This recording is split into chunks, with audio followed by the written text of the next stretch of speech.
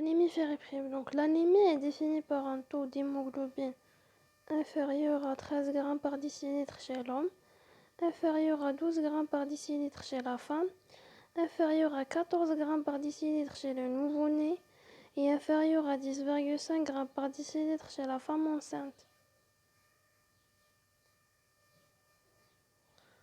Ferriprive, c'est-à-dire il y a une carence en fer. Donc le fer est absorbé au niveau de la partie du duodénum et la partie proximale du jugénum. Donc c'est par ici. Voilà au niveau du duodénum et la partie proximale du jugénum. Avec un apport journalier de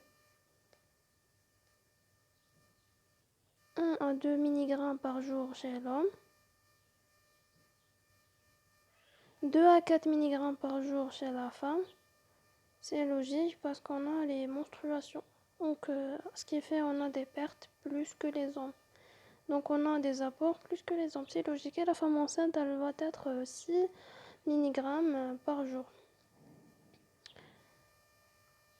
Maintenant, les étiologies de la carence sont diverses. Soit il y aura une malabsorption, voilà, malabsorption. Soit il y aura un déséquilibre entre les rapports entre les apports et les besoins, c'est-à-dire il y aura augmentation des besoins non compensés par les apports. Soit il y aura une malabsorption, c'est-à-dire on a dit, ou bien malnutrition, c'est bon, on a déjà parlé de la malabsorption, c'est-à-dire il y aura une atrophie vélocitaire ou bien d'autres maladies qui vont donner la malabsorption, par exemple la maladie de Crohn, etc. Maintenant, il y aura de la malnutrition par diminution en aliment qui possède le fer, ou bien il y aura une perte excessive, par exemple une hémorragie excessive. Voilà. Maintenant, quels sont les signes cliniques de l'anémie ferriprive? Il y a deux signes cliniques en fait, ou bien il y a deux syndromes. On a un syndrome sidéropénique, un syndrome anémique en fait, qui va se manifester par une pâleur. Il y aura une pâleur.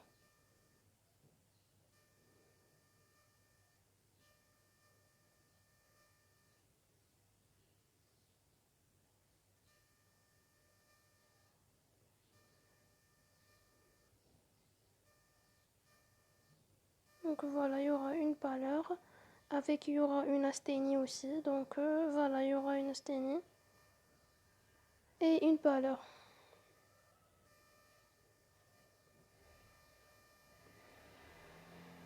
Mais c'est standard, c'est pas vraiment pathognomonique de l'anémie ferriprive.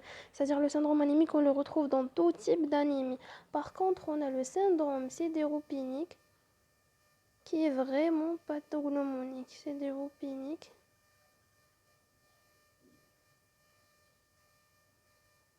Qui est vraiment pathognomonique de la carence en fer. En fait, on va retrouver des cheveux secs et cassantes, fins, secs et cassantes. On va retrouver aussi des troubles de Fahner, c'est-à-dire il y aura des ongles secs et cassantes avec une peau aussi squameuse. Donc c'est ça le syndrome sidéropénique, vraiment c'est pathognomonique de l'anémie ferriprive. Maintenant au niveau d'hémogramme, on va retrouver une anémie qui est microcytaire. Pourquoi microcytaire? Tout simplement microcytaire parce que la moelle osseuse, elle va essayer de compenser la perte, donc elle va synthétiser. Donc on doit passer par la phase de synthèse d'ADN qu'on a besoin en fait dans cette phase de vitamine B9 et le B12 qui sont disponibles. Donc la phase de synthèse, elle va se passer le plus normalement du monde. Et puis on passe à la phase de mitose. Donc il y aura des mitoses. Après cette phase, on a besoin du fer. Mais pour que l'hémoglobine soit synthétisée le plus normalement du monde. Mais puisqu'on n'a pas le fer, donc il n'y aura pas de synthèse d'hémoglobine. Donc elle va être stagnée dans la phase de mitose qui va donner une anémie microcytaire. Donc voilà. Hypochrome. Donc pourquoi hypochrome? Et ben l'hypochromie, elle est due à la diminution d'hémoglobine. Et c'est logique, c'est sur hypochrome. Et puis on a une anémie qui est arrégénérative. Pourquoi arrégénérative? Ben, comme on a dit, la moelle osseuse, elle va essayer de compenser la perte, donc elle va synthétiser. Donc on passe par la phase de synthèse d'ADN. Donc dans cette phase, j'ai dit déjà, on a besoin du vitamine B9 et B12 qui sont disponibles. Mais après ça, on va passer à la phase de mitose et puis on a besoin du fer.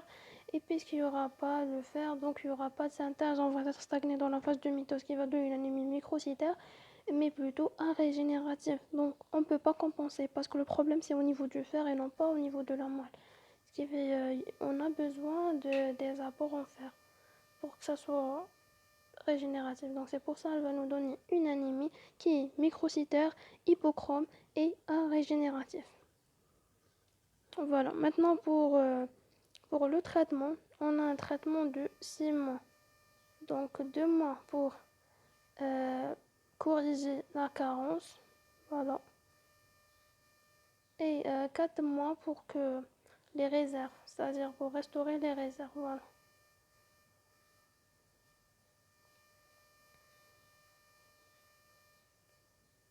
Donc c'est ça à peu près l'anémie féripré. J'espère que cette vidéo vous a plu et n'hésitez pas à m'abonner pour plus de vidéos explicatives.